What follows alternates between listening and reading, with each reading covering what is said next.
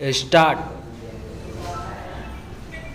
दिल्ली उच्च न्यायालय ने तलाक के एक मामले की सुनवाई करते हुए समान नागरिक संहिता को वक्त की ज़रूरत बताकर एक बार फिर इस मसले पर जारी बहस को बल प्रदान करने का काम किया है।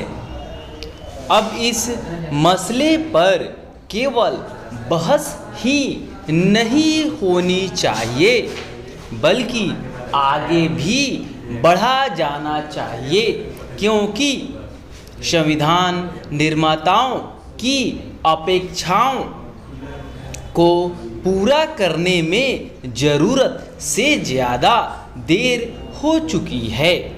समान नागरिक संहिता का निर्माण करने की दिशा में केवल इसलिए आगे नहीं बढ़ा जाना चाहिए कि संविधान निर्माताओं ने ऐसी अपेक्षा की थी, बल्कि इसलिए भी बढ़ा जाना चाहिए क्योंकि इससे कई समस्याओं का निराकरण होगा और हमारा समाज अधिक समरस एवं एकजुट दिखेगा।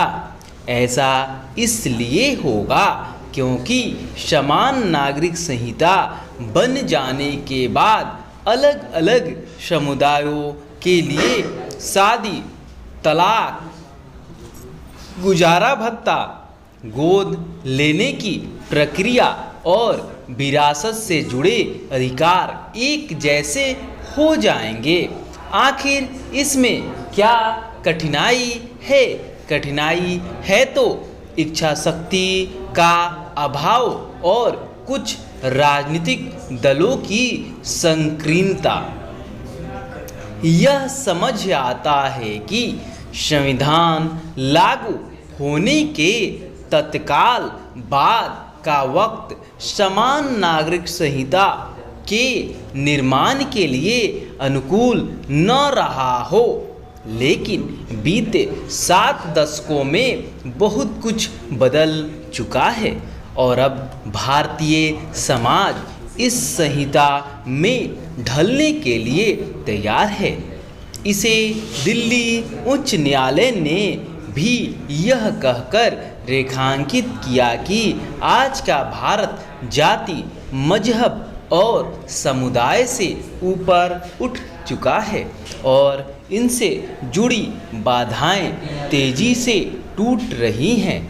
उसने यह भी पाया कि तेजी से हो रहे इस परिवर्तन के कारण अंतरधार्मिक और अंतरजातीय विवाह में समस्या आ रही है।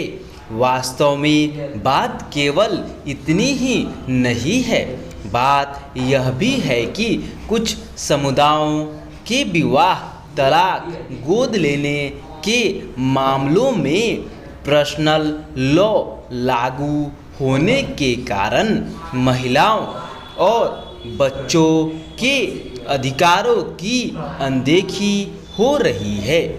बेहतर होगा कि केंद्रीय सत्ता दिल्ली उच्च न्यायालय के विचारों को गंभीरता से ले और समान नागरिक संहिता पर सार्थक बहस के लिए इस संहिता का कोई मसौदा तैयार करे।